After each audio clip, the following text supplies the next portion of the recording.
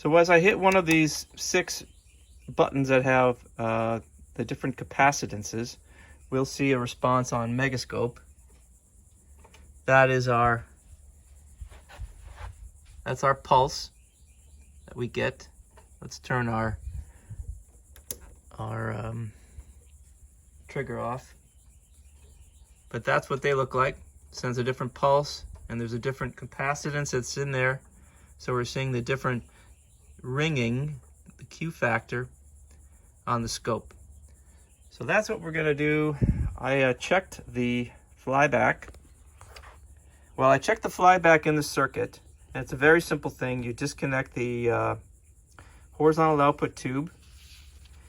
You disconnect the horizontal output tube, the plate cap, connect one pin of the ring tester, the red one for that matter, to the plate cap, and you connect the other lead of the ring tester to chassis ground. And we should get using one or several of those buttons, we should get a good reading. And that's the fast test to test a flyback in circuit. So let's go do that. And then we're going to take a look at the deflection yoke. I don't think this is a problem, but we're just not getting high voltage. And then we have the other problem with the vertical circuit. We'll get at that in a second. Well, all right, here we are. Brought our ring tester over to the system. And to test the flyback, just as a preliminary test, following Sencor's instructions, we disconnect the yoke coils. It's very easy to do on this setup because it's just a plug. Although you can see that in the process of disconnecting it, the insulation is broken. So it's pretty brittle stuff. So we disconnected that. We took out our rectifier tube, and we have taken out our horizontal output tube. We didn't have to do that. We just needed access to the plate cap. So we clip our red lead onto the plate cap, disconnect our yoke, clip our tester ground to the chassis, and we should see a good reading, at least from one of the buttons. Yes. Yes. Yes. And then diminishing. So as the capacitance changes in the tester. So this flyback, by all intents and purposes, tests correctly. And I tested this ring tester against another Zenith set of a similar vintage, and it behaved exactly the same way, a set that I know works. So this flyback, as ugly as it is, doesn't seem to have anything wrong with it. So we've replaced our focus rectifier, we've checked the resistors, but these pots are junk. And this one here is the horizontal centering, and it's pretty bad. You can see that it's busted, and when I try to adjust this, all this plastic just falls apart inside. So, however, I think actually the pot is still working. 63-7211, I might have a replacement pot, but I don't know if I need to do that. Let me check that with a voltmeter, with an ohm meter. Let me check that, see if there's continuity there before we make some rash decision. So this is our horizontal centering control, and as we've established, it's in pretty bad shape. So I just wanted to see if there's, and I don't think we're going to be able to actually get an accurate assessment until we take it out, and by that time it'll be destroyed completely. But let's just take a reading across the pot to see if there's anything.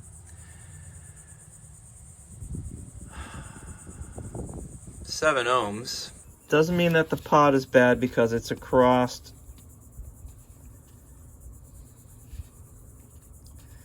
these coils, and it may average out to be 7 ohms, and pot itself is a 10 ohm 2 watt pot. So But let's look again. If we put it in, if we connect it from the wiper to one side of the resistance element, it says we have 28 megs. And then our focus pot, this 15 megger, that is seized up pretty tightly. So let's check across that focus pot. And again, I don't think that would have anything to do with the functionality of this high voltage, I think. So that's across the resistive element, and the survey says 15 megs, and this is a 15 meg pot, so that's okay. It's just seized up. And the wiper is at, not surprising, might be all the way to one side.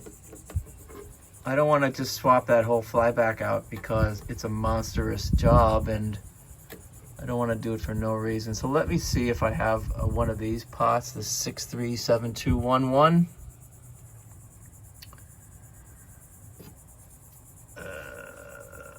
Yeah. Oh yeah, but I did want to show you this.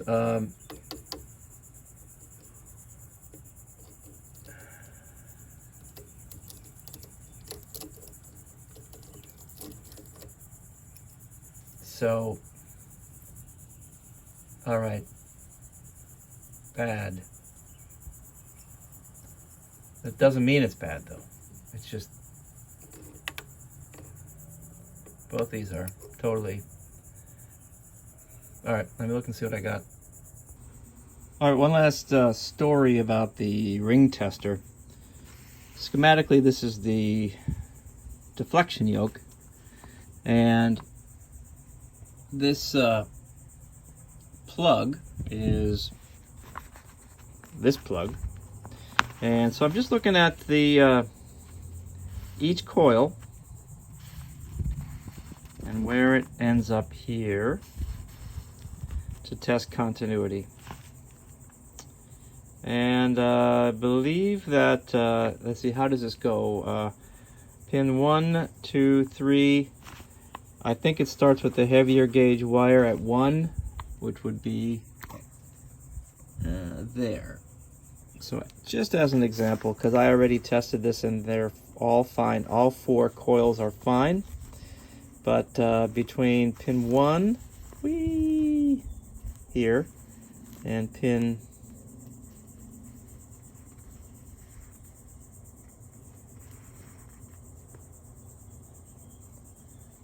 2, pin 3. I think I tested this because you can't separate. Yes, that's correct. So on this particular deflection yoke, you cannot separate out the capacitor or the damper resistor that's in there. So what we can do on this one, I guess these would be the vertical windings.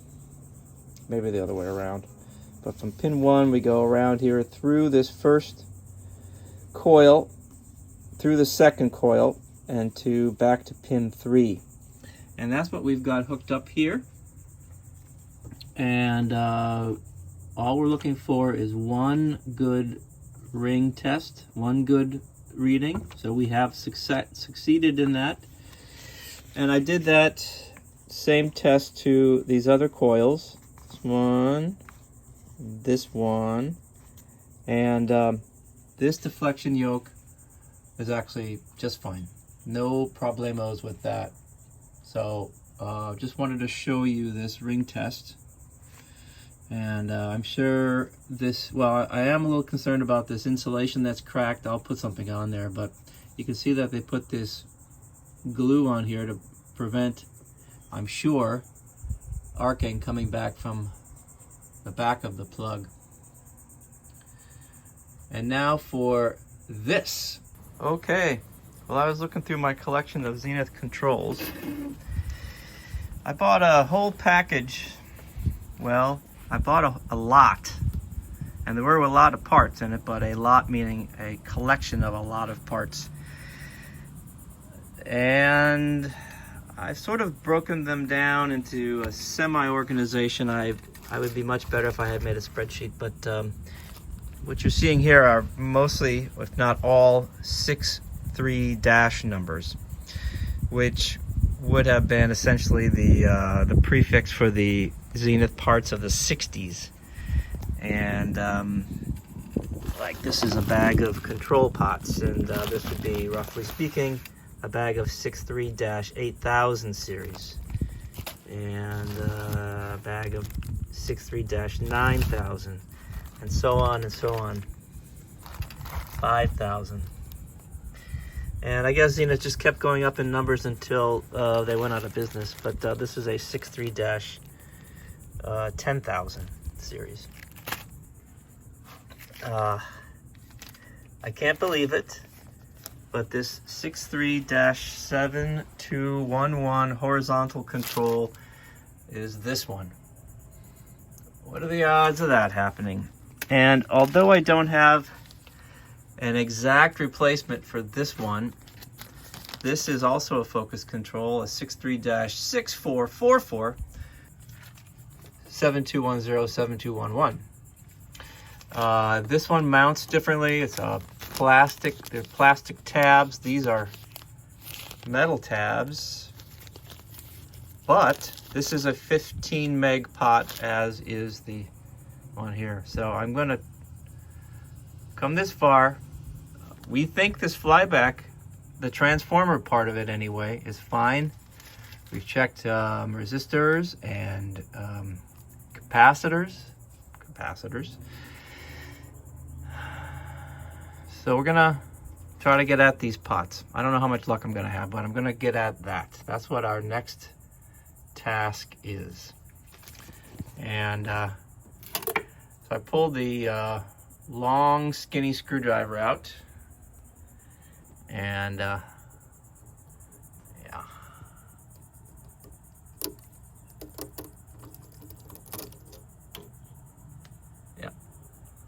well, I got it out. It basically just fell out, and I gotta strip these back. I hope they're long enough, because it comes right off of this plug or this socket, and I don't know. And then these go back into the Flyback transformer. So we'll see. But let's take a look at the resistance here on our part we removed. So let's go to the other end of the resistance element. And well, the pot is a 10 ohm pot at 2 watts. So, you know, that's within the zone. And our wiper is kind of stuck where it is, because it just fell apart, right? And it's either an open load, or as I jiggle it, it kind of does this. So I'm jiggling it. So I guess you might say it's probably bad.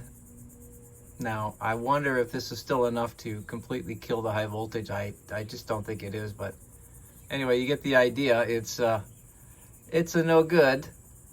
So, all right, so we're gonna replace this with our nifty new old stock.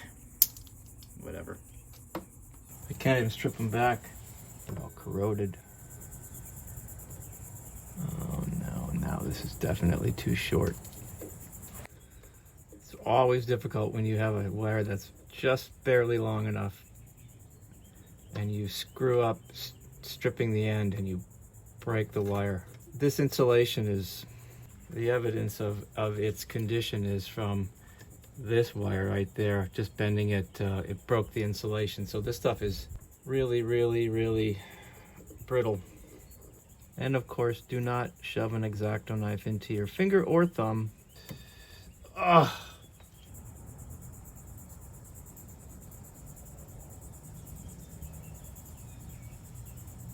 Kind of stinks.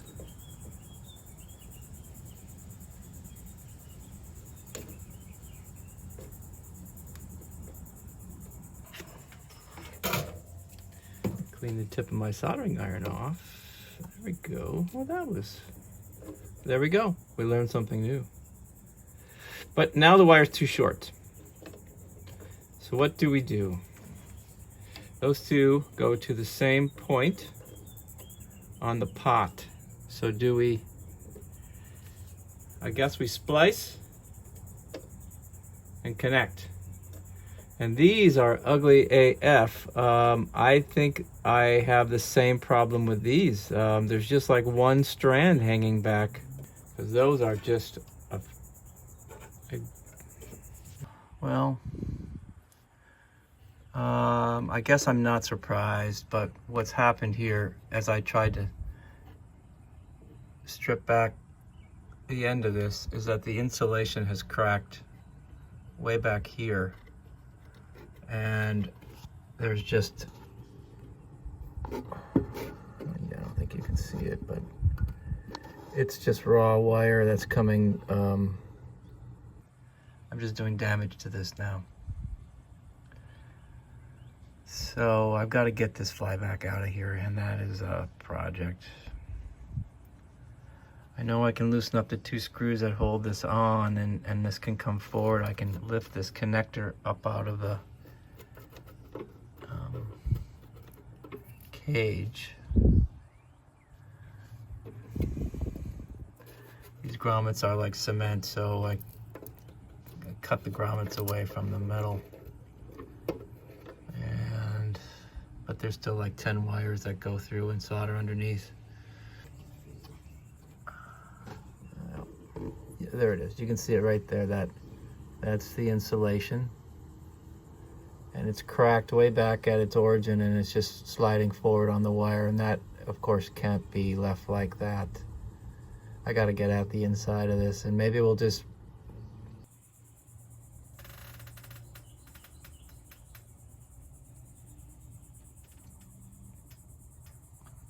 well, this is I managed to get it out partially, and you can see that's the wire that the insulation broke and started to pull off. The wire, of course, is pretty badly corroded.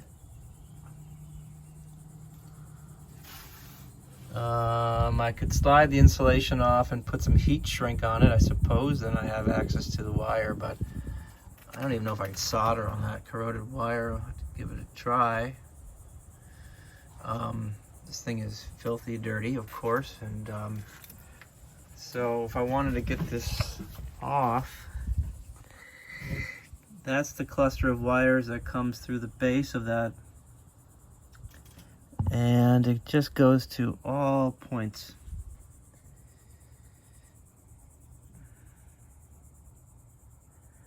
You can see it just kind of shoots out. And to get access to some of these points here on the controls, to solder, unsolder, and then resolder, I have to take this chassis out. Because even at this, I just snipped. I snipped, and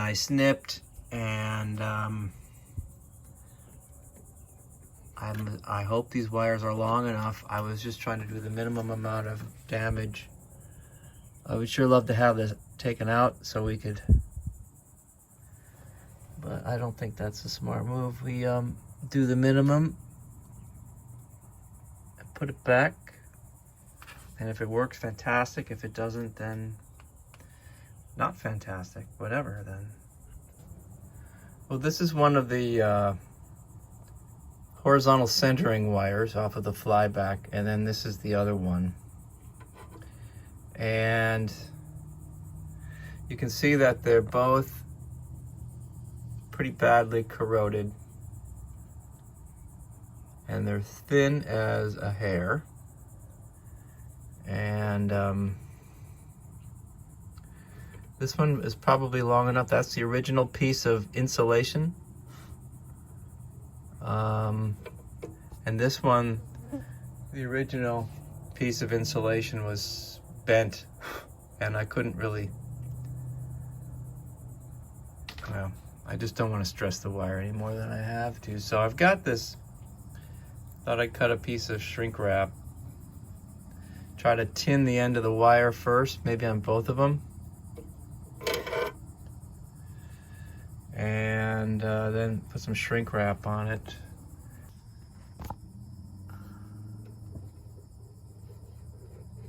Certainly a tremendous amount of heat damage and just age in here. I don't know. The jury's out on whether this is going to work out.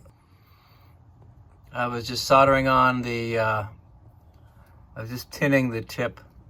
I was being as gentle as I possibly could be, and it just broke. Yeah, this wire is super corroded.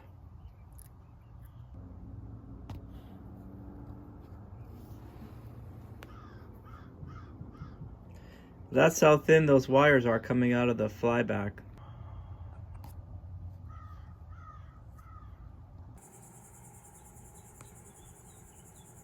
Well, the flyback is back together as best we could anyway. New controls, and before, I didn't even want to shrink wrap the stuff down.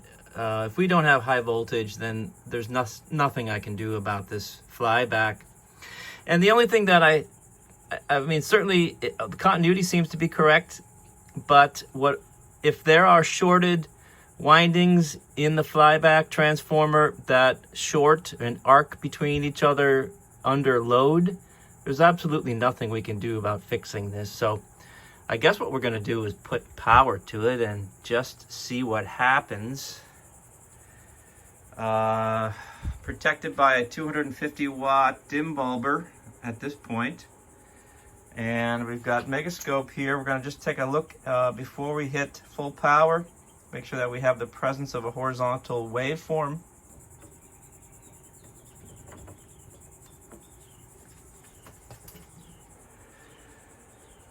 That's the voltage going into the chassis. Yes, our dim bulb tester is dim. Do we have filament glowage anywhere?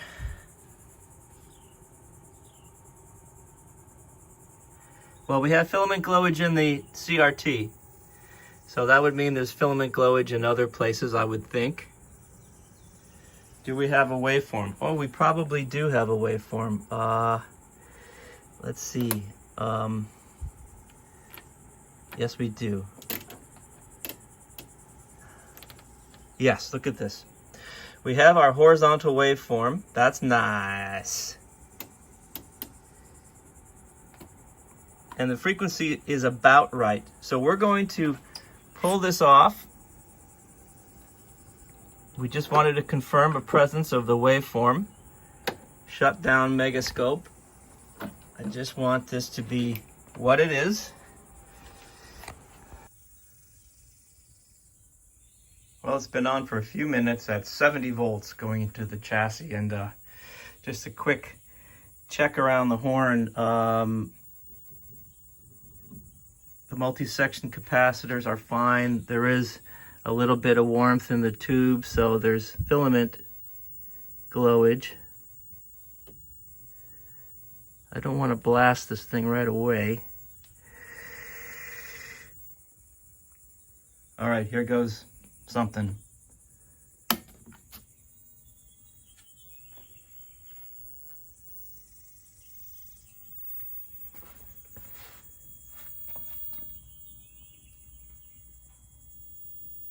I don't know what to, it's not making any noise at all.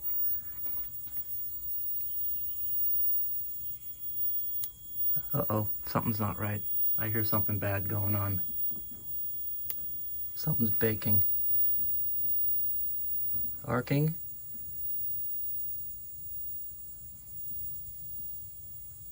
Oh boy. Is there any high voltage? No.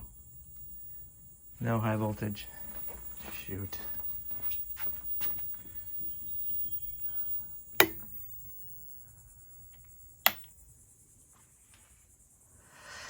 Okay, nothing. Nothing.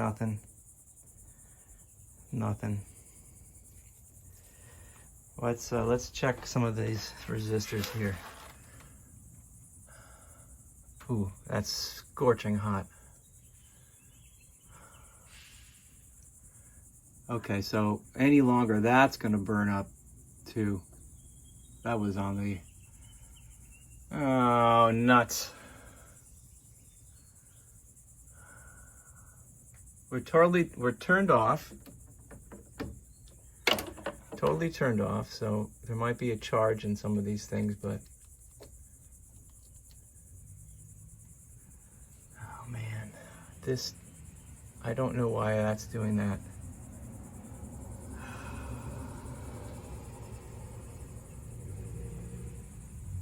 That's not so bad, at least not at this point. No high voltage. Still, for all this time.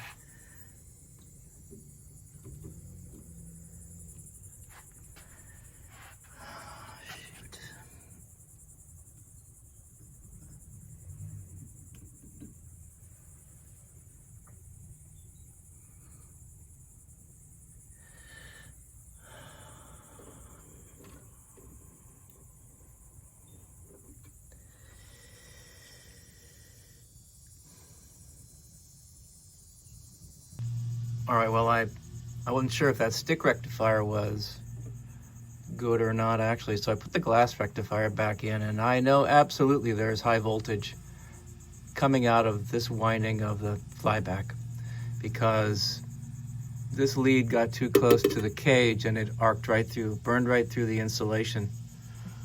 So that's my repair. I replaced, well, this lead broke off the cap, and I soldered a little bit of extra lead on it, and I thought that was high voltage wire. Maybe it is, maybe it isn't, but it got too close to the cage and it arced right through. It was a pretty healthy arc, at least an inch, if not more. So there's plenty of high voltage here. And I did, in the last moment I was trying this, I was able to check over here down at the, well, where that blue wire attaches to that voltage divider right there.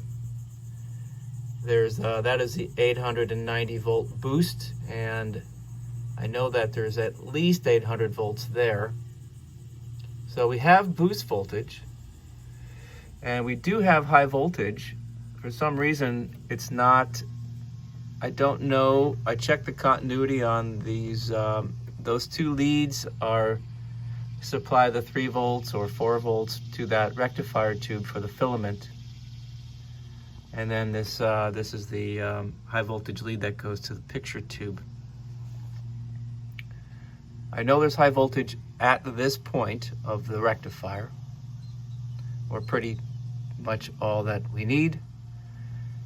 And we have, I know that there's focus voltage here, this yellow wire at the focus control, and I would say there's about 4,000 volts there. I tested it with my kilovolt meter, so it looks like there's about 4,000 volts. A little bit low perhaps. I think it maybe should be 5, but there's something there. So we have boost, we have high voltage, we have focus voltage. However, somewhere behind this flyback arrangement, I mean, it's pretty baked back here. I'm hearing arcing. So I know for a fact that somewhere behind this flyback arrangement is, it's arcing. Arcing probably to the cage, I don't know. Under load when it's on, I mean, I can't get too close to it, and the fact that the regulator tube and the damper tube are right here makes it difficult to get a meter probe in there. If you're not careful up here, you'll ground your probe right to the high voltage cage. That would be focus voltage up there. There's a lot of high voltage that's in here, and I'm not interested in electrocuting myself. This flyback may be too far gone. I mean, I could probably put a bunch of silicone on the back of some of those junctions on the flyback, but in order to get this flyback out, I had to snip a bunch of wires. And in order to get it in, I had to solder some stuff back in. And I don't know, well, the leads are too short. And these wires going into the, from the flyback, well, the deflection coil plugs into the flyback at this point. There's focus voltage, there's boost voltage, and those wires that go down underneath the chassis, and there's several there. And then in the back, you can't really see it from this point of view, but back there's others, and all of these wires are brittle and hard, so they're really not flexible. And this is an example of how inflexible they are. Just the process of trying to unplug that, the insulation is cracked here. So I don't know if I can get this flyback out and back in once again. And that resistor gets fiery hot. It's a 470 ohm 2 watt. And I have it in service mode, setup mode, service mode. The vertical oscillator is disengaged, is not running on our tests, so we should be able to produce high voltage. But this, the resistor is in the, I mean, I would say that's in the vertical circuit. I think that, I would call that the bias resistor for the vertical output transformer for the primary. One side of this is B plus, and the other one goes to what would be, well, it goes in a sort of strange way. It goes up here to this terminal on one of those capacitors that we changed, and then you can see it's bridged over to the positive side of that yellow capacitor, and that red wire travels down and becomes our primary lead for the vertical output transformer. So this is in question of whether or not it's arcing under load. But without the oscillator running, I wouldn't think it would do that. I betcha though, if we turn that, well, we can maybe learn a lot again if we turn the vertical oscillator on while it's under load. I'll bet this thing will burn up instantaneously, and that might tell us something. But for now, we're going to just try to focus on the high voltage. That yellow capacitor is an original one. We didn't change that. I couldn't imagine that being a problem. It tested all right, but maybe.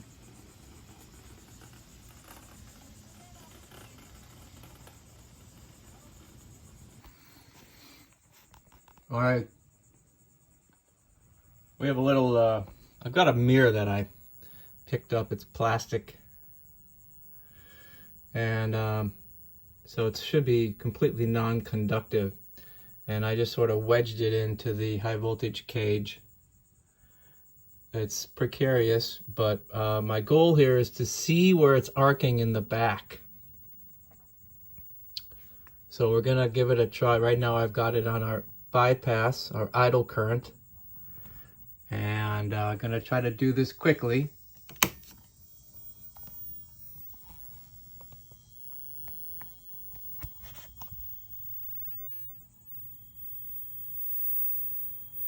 So we have our high voltage coming up.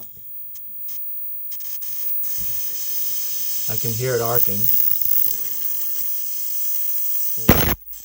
Oh, yeah, okay, that's not good. Well, all right, we saw, all right. That's not good. That was arcing from our,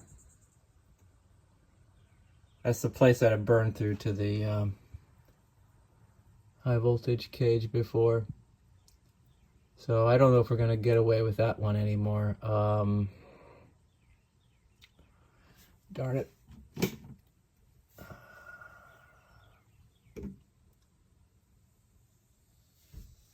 So I'm not sure what to do about this. There's a tremendous amount of high voltage, obviously, that we do not want to fool around with. That insulation has been burned through pretty badly, this insulation.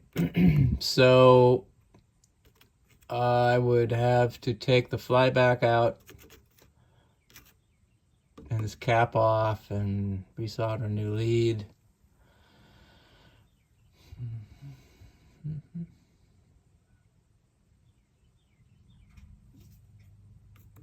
But maybe like this, not so bad. Maybe we try it again. Turn the set on. It should come up 70 some volts. It'll be at 70 volts when the oscillator runs.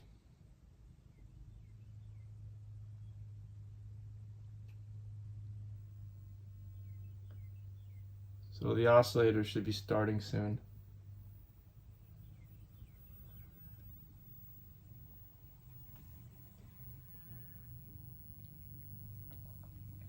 We have some glowage. So if we take it out of bypass, here we go. We're gonna see what we get. Finger over here on the kill switch. We're still looking for where it's arcing back there. And maybe we're not gonna get an answer.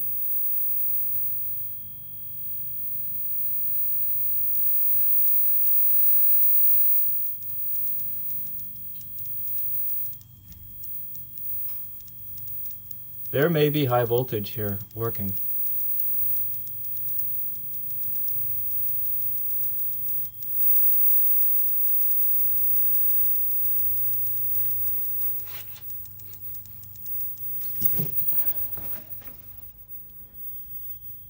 That's okay over there. Do we have high voltage? No, totally dead. But we don't have arcage back there. And on the kill switch. All right, I don't know. Obviously we don't have high voltage at the CRT.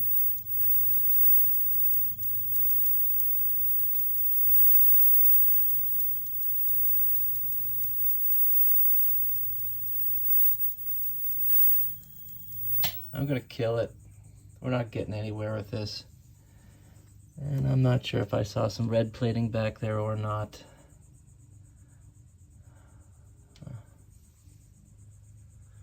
Let's look and see. Let's look and see where our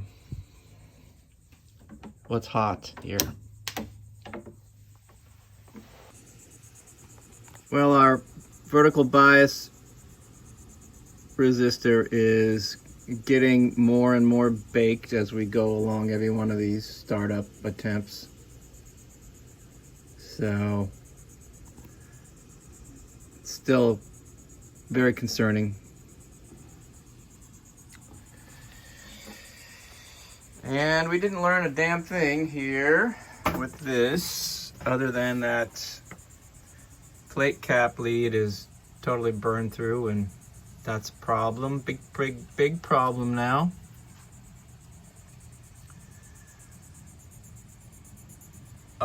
What else could we try that we don't know yet? You know, there's one thing that I don't know that this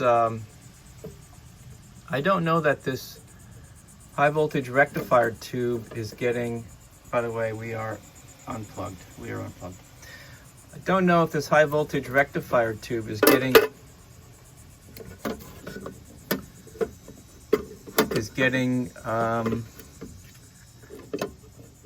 filament voltage. I don't know that.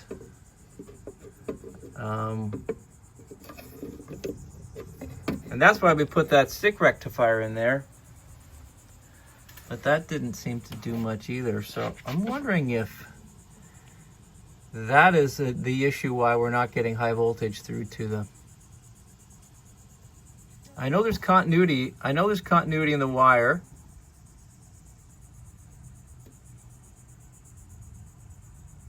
That's ugly.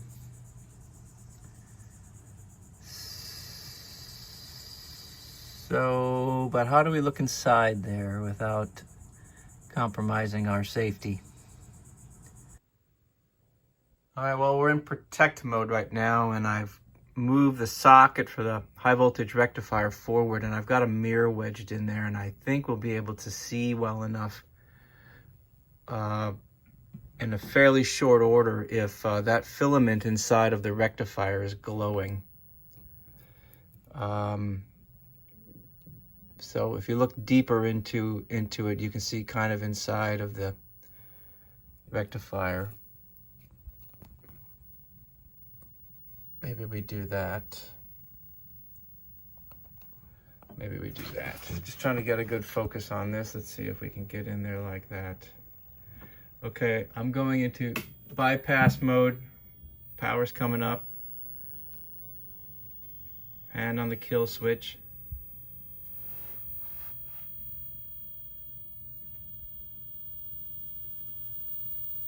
I do not. Oh, there's arcing right in there. Arcing. Look at that. Okay, we've got to kill this. All right, well, we've proved something. I don't know what that is, but we have clearly that is the reason why that focus rectifier burned up. Well, these are some of the old parts we took out.